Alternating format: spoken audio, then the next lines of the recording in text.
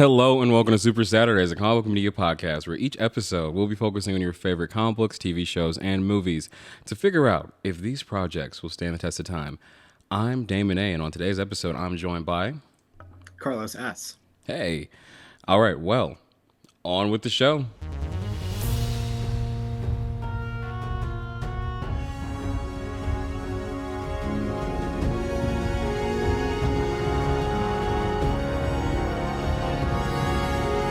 Carlos, it is good to have you on the show. It's good to be on the show. Yeah, of course. Well, tell the Soups a little bit about yourself. I am Carlos S. I have worked at a multitude of comic book shops. I am a comic book enthusiast and an appraiser, and I currently work at Vault of Midnight Ann Arbor, the world's greatest comic book shop. Brought to you in part by Vault of Midnight Comics. Awesome. Okay, well, Carlos, are you ready for some news roundup? I am. All right, so first thing on news roundup. Ultimate Spider-Man #1 came out at the time of this recording a week ago, 2 weeks ago now? Yeah, about 2 weeks ago now. Really blew up a week ago. Okay. So my question for you, Carlos, is did you read it? I did. Okay. Before I get into my thoughts of gushing over it, what was your thoughts on it? Well, first off, it's written by Jonathan Hickman, who has a multitude of great works like A versus X, currently writing Marvel Gods, and one of my favorite comic books, East of West. And I think this can be added to Jonathan Hickman's long list of successful comic books for sure. I really enjoyed it. Honestly, my favorite thing about reading that is that it just felt like a whole breath of fresh air. Surprisingly, like right before we started recording Soups, Carlos, you texted me about Ultimate Spider-Man, and like I was saying, I fucking loved it. And on top of that, I gotta say that it was a breath of fresh air. Like, I love a book that really grabs me and goes into unexpected territories and places, because I didn't expect the reveal at the Daily Bugle. Everything else I kind of already, everybody already knew, but the reveal at the Bugle, and then also the reveal at the end of how Peter got his powers. Soups, I don't want to spoil it, but it's a great ride, and in all honesty, I don't have any comics that I'm really subscribed to, but I think I'm gonna subscribe to that one. Get me a little box going for that.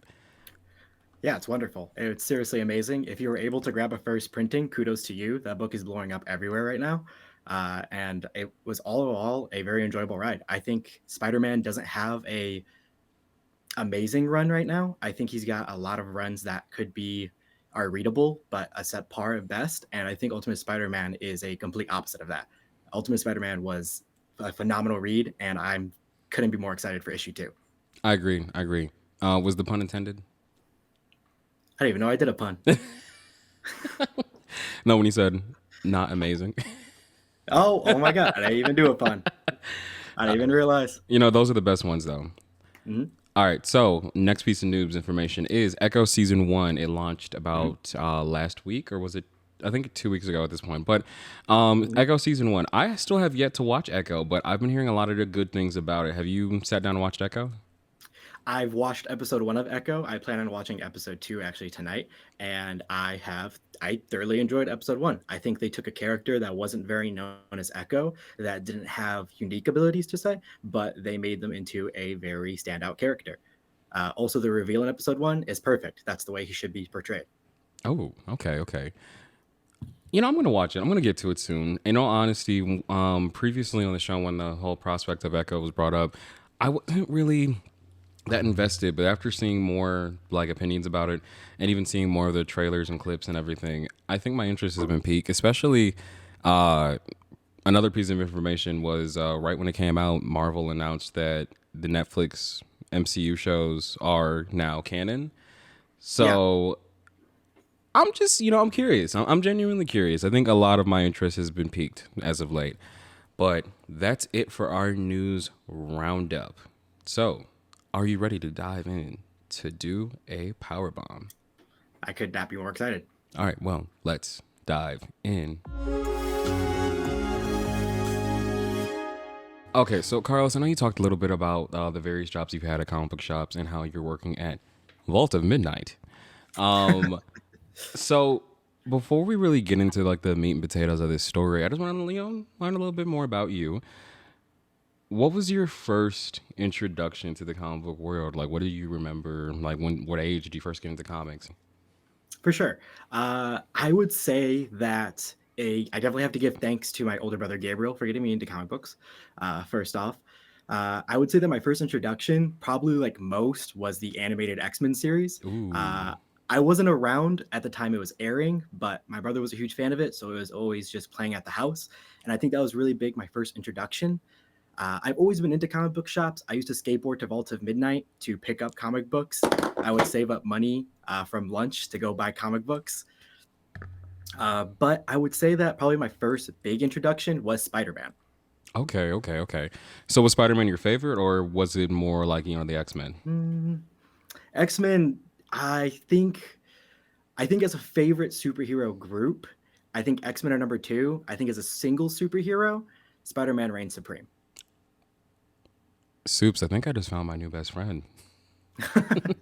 No, I fucking love Spider Man, and like I think on the show I talked about my first introduction to the comic book world, and mine was like a little weird type of situation where it was like a mixed bag of a couple of different things. And the '90s X-Men show is one of those things that like I'm 24, so I wasn't alive when the show was on. Well, I mean, You know, you know. yeah, yeah. The ass end. Wait, no, I think it ended in '98. I think it did end in '98. So I was born the year after that. But no, I would say like having an older cousin show me the tapes and then also the movies coming out. That's really got me into the X Men and then all the pre MCU Marvel movies. Yeah. And then '90s Spider Man. So great. What's your favorite thing about Spider Man?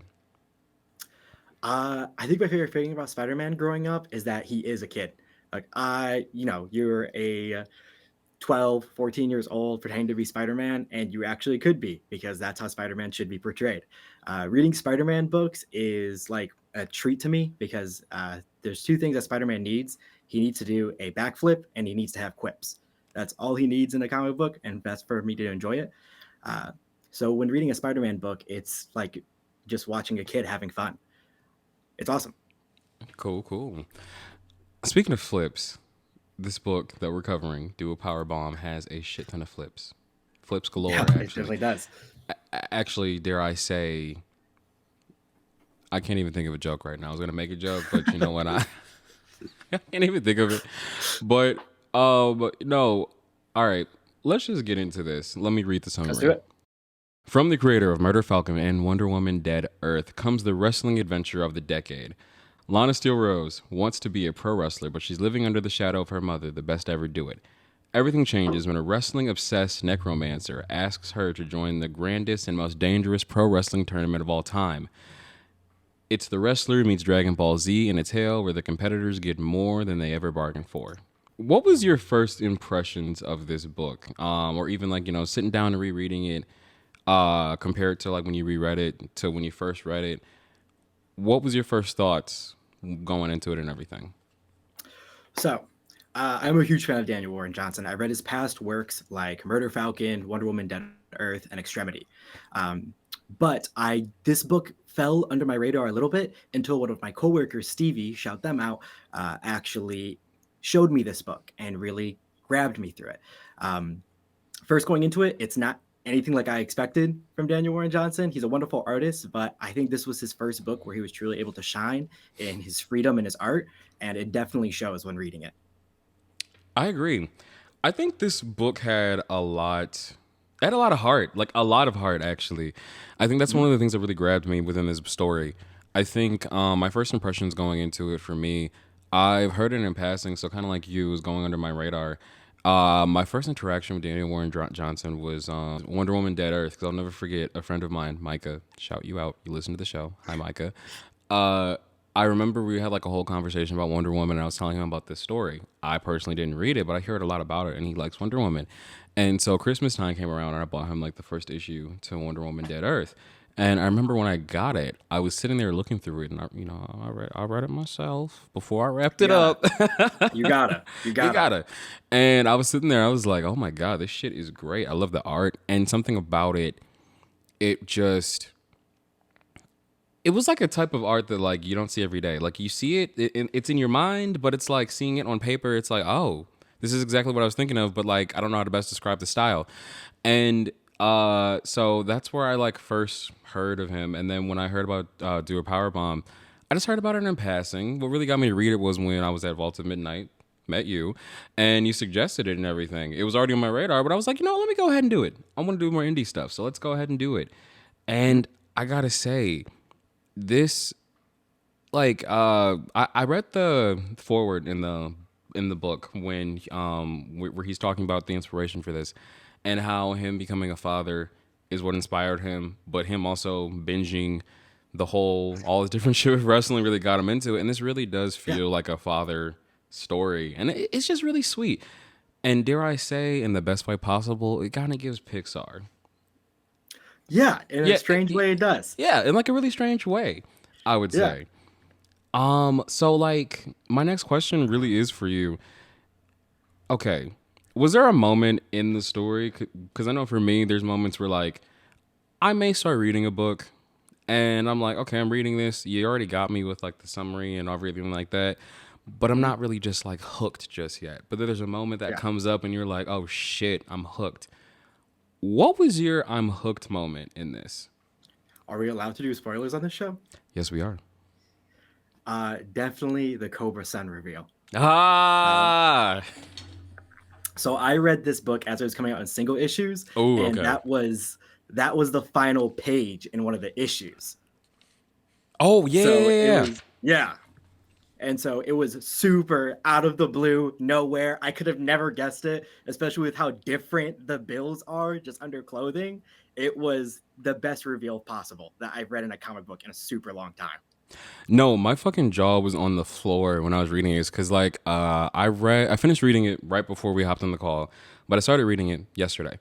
And so basically I was sitting there, I was like, reading it or whatever. And I'm sitting there getting ready for bed because I got work in the morning and I'm like, okay, okay, okay. And then the reveal, I was like, what the fuck? Yeah, What? yeah, Wow.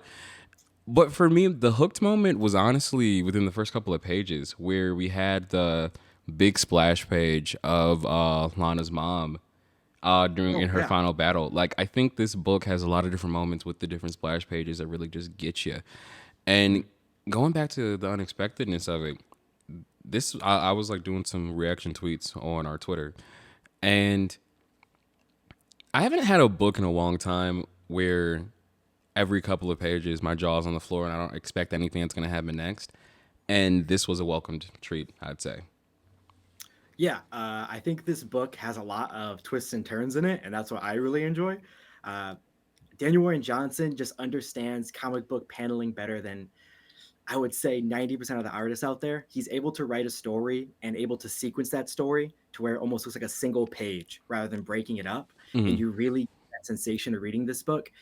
Every single action and movement has impact and force behind it that you're able to really see as you open up this book.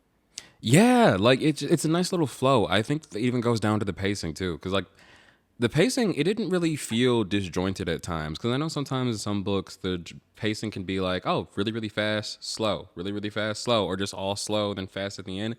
This just kept it chugging like a whole train, and it felt very cinematic in the way that it was like put together and everything. Down to what you were talking about with the pages, like it was easy to really connect where you're gonna go with the pages, and just it had like a kinetic flow with how the art was going with the fight scenes and everything. My question for you though is, who was your favorite character in this in the book? I think I'd have to go with Cobra San. Yeah, yeah, yeah. He's taking it. He's taking it for me too. It's either Cobra Sun or at the very last pages, God. Those would have to be two high contenders for favorite character for sure. Ooh, ooh. What's your reasonings as to why though?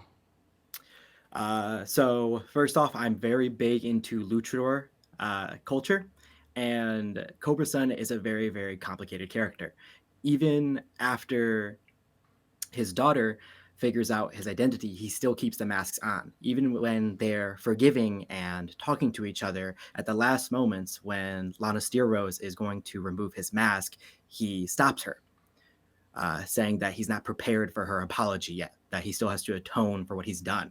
And that really shows the deep richness that comes with luchador culture. And Daniel Warren Johnson sees that when writing Cobra Sun and really pays respects to that. With it being such a high fly sport, he really pays respect to that through Cobra Sun. And we see that in the comic. You know, honestly, I was wondering that when I was reading the book about how much research really went into the luchador side of it and everything. So I'm glad you actually touched on that because I was curious. I was like, how close is like does that make sense when it comes to, from looking from it from that perspective and everything? Mhm. I loved Cobra's son so much in this, and not gonna lie, I thought he was gonna die. Like I I really as well. thought he I was as well. going to die. Like I was like I was the tweets I was like typing up on freaking Twitter. I was like, you know what? I hope I hope this motherfucker doesn't die. I hope he fucking doesn't Yeah. die. Like Yeah. I swear to God. Mhm. However, Uncle Blood though, that did get Yeah. me. That did Yeah. get me. Yeah. And out of nowhere, out of the blue, there was no, it was a great turn of events. And I think Daniel Warren Johnson portrayed that death well. It wasn't a page and done. It was very, very much like held along the lines, which is how a death in a family should be written in a comic book. Exactly, exactly. I think the story itself, it's relatively short, but it does so much work to actually get you to care about every single characters, even down to the different tag teams. Like you get Yeah. a short little backstory for almost every single one, except for the Orangabang. You barely know what's going on with Yeah. them. Which Which the Ringer Bangs are very cool. okay, I got one thing I got to say about them though. Like looking at my notes, this isn't a dig at the art. Love the art. I just found it funny how there's like this cartoony, grungy type of art style, but then when it's the orangutang team, just flat out realistic orangutans, Yeah. just Yeah. realistic orangutans right there on the side. Yeah. I was taken aback. I was like, oh, Well, okay. I think Daniel Warren Johnson definitely has a size of comedy, even in the cover of Do a Powerbomb. I don't know if you've noticed this. I have it right next to me, actually. Oh, You see one of his past comic book characters, Murph from Murder Falcon, in the cover. whoa. You also see in the top left, it is actually a drawing of himself as in the crowd. I love that type of shit. Yeah.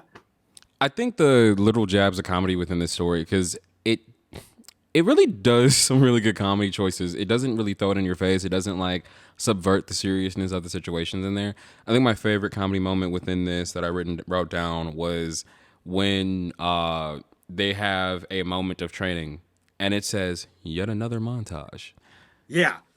I love that type of That was shit. awesome. I love that type of shit. I think the best way for me to describe this book is it kind of gives are you a fan of 80s movies? I love 80s movies. There we go. It kind of gives the vibes of like think Goonies mixed in with something now. I don't know, maybe a little bit of Lost Boys, just those type of vibes. And the minute I started reading it, and I got those vibes after we met Necroton and everything, I was like, Yeah. I'm sold. I'm sold. What was your thoughts on Necroton? He's exactly what I want from a necromancer. I imagined his voice to be almost reggae in a way, in the way that the Scooby Doo movie is. It's exactly what I wanted from a necromancer and exactly what I want from a wrestling fan. I think Daniel Warren Johnson put so much character into his characters, which is why his books are so enjoyable to read. Truly, Necroton. The entire time I was reading it, I was thinking of like I had two voices in my mind when I was reading. I was thinking, what if he sounded like a gravelly Skeletor? Yeah. But then I was like, nah. What if it's just like very, very like deep and gravelly, but it's like kind of like the dude from Scooby Doo, like you just said. Yeah. I was Yeah. oh my gosh. Okay, well, I got one more question for you, Carlos. Necroton comes to you, and he's saying like, "Hey, terrible forces are coming after you, but I want to capitalize off of it and televise it, you get to choose any of my tag teams. Which tag team would you choose? It's got to be the medieval pair. I forget their name now. I've Uh, got to check it really quick, the but it's Knights got to be of the Knights of the Round Table. no, Knights of Rhine. I think it's Knights of Rhine. Yeah, Knights of Rhine. Yes, it's got to be the Knights of Rhine. Uh, Wow. King Arthur's table is the coolest move I've ever seen. I think about those two almost every day that I since I've read this book, and they would have to be one of them would have to be my partner. I could see that. I could see that. However, for me, the fuck ass Bob got like I couldn't stop laughing Yeah, the minute yeah, like his name's Alphonse. And yes, the minute I found out his name's Alphonse, I was like, you look like an Alphonse. You look like an yeah, you look like a damn Alphonse. yeah. Oh my god! You know what? I gotta say though, they are freaking dope. And honestly, I was curious. I kind of liked the little bits of lore that we got throughout the book in regards to Necroton and even the Knights of Rhine. And it makes me wonder. And I'm assuming probably not. There's not going to be a sequel, at least to my knowledge. But it'd be interesting just seeing more of that world, I guess.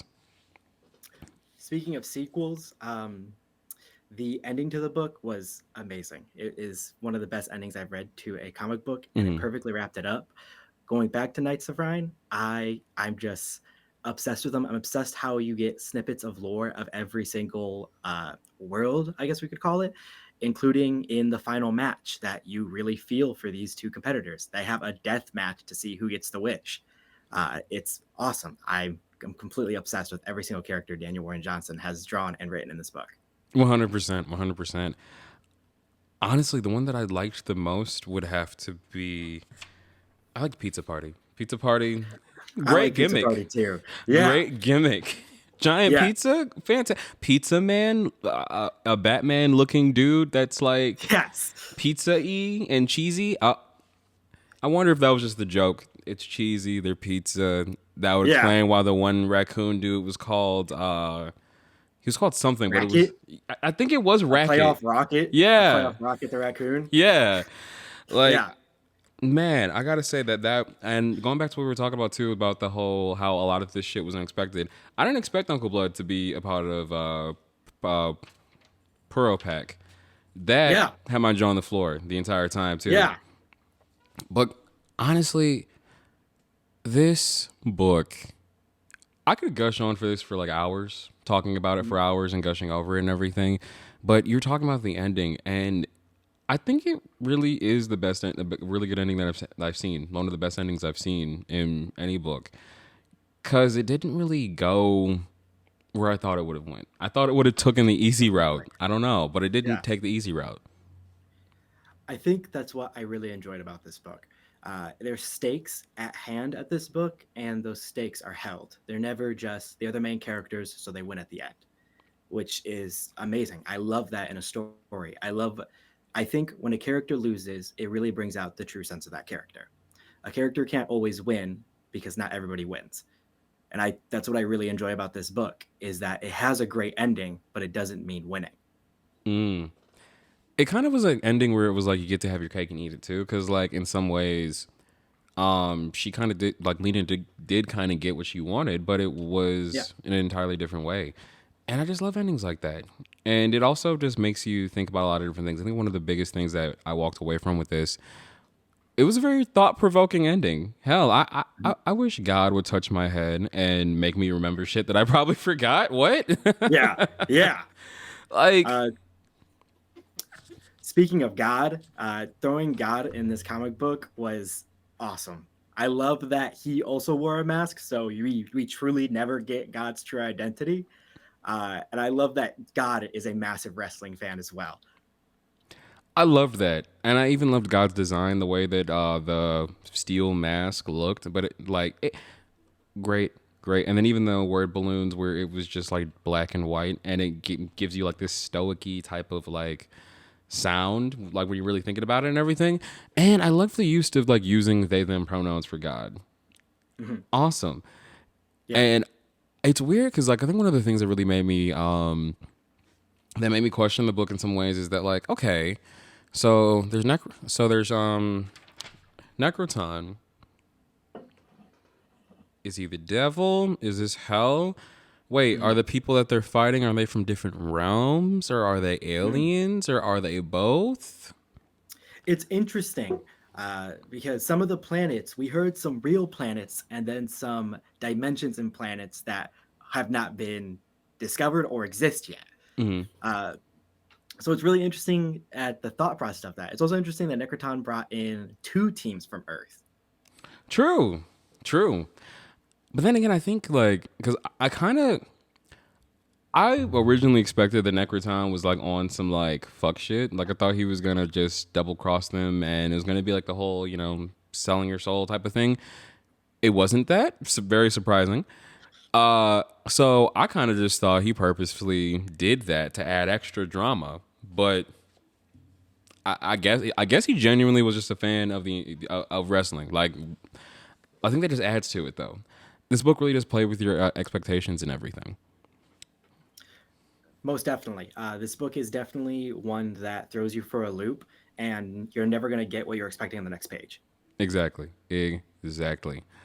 Okay, well, we're wrapping up the end of our conversation. This was actually a really quick episode. I was kind of surprised by that. But all right, what would be your rate for this book? And do you think it's going to stand the test of time? On a scale of Honestly, I'm 5. kind of on a scale of 5. I'm kind of a Dylan Warren Johnson fanboy. My copy is signed by him, so Oh, I'm you kind lucky of a huge goose. fan. Uh, I'd have to give it a 5, and I do think it will stand the test of time.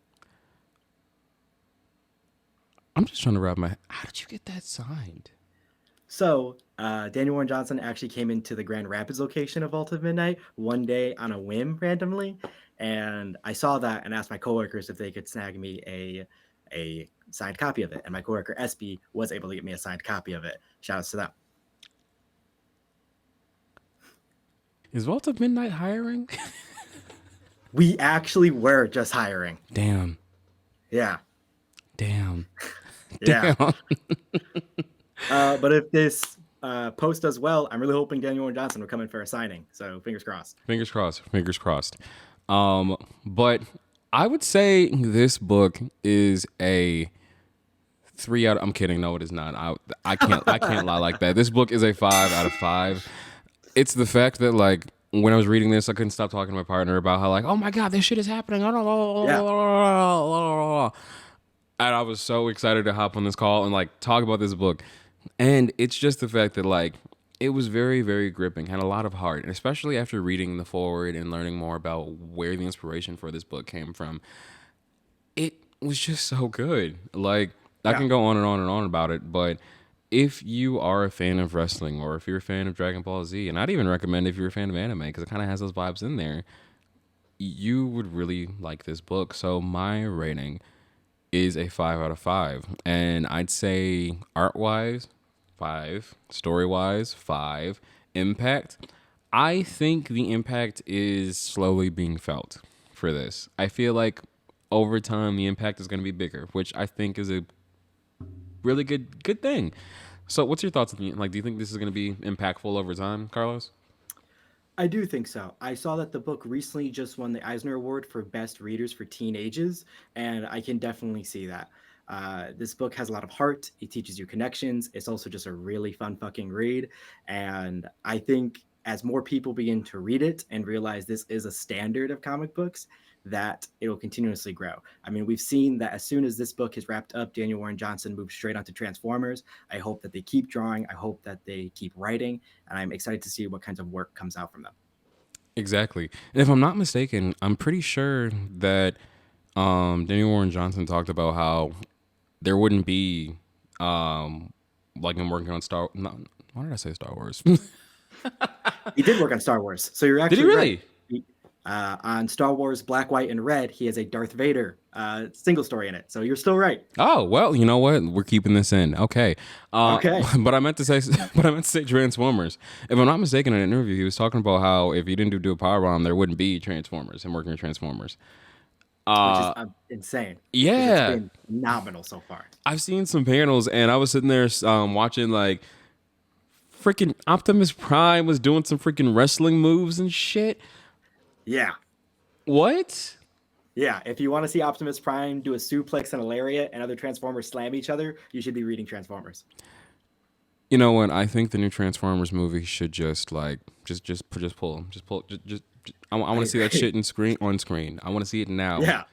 on screen. I want to see Optimus Prime pick up a piece of rubble that's in the shape of like a freaking chair and like Yes. smash it over Starscream's head. Boom. That's exactly what I want to see. I want to see that shit. I want to see that shit. But this book will stand the test of times. You guys have heard it here first. So, what did you guys think? Are you going to go read it? Have you read it? Let us know what you think. Be sure to let us know on Instagram at Super Saturdays Podcast, TikTok at Super Saturdays Pod, and Twitter at Super Saturdays PC, where your messages and reviews can make their way on the show. This was Super Saturdays. I'm Damon. I'm Carlos S. And where can the Soups find you if you want to plug anything? I don't have any social medias, but you can follow Vault of Midnight because it is the best comic book shop on the planet. Well, you heard him. So, see you next Saturday, Soups.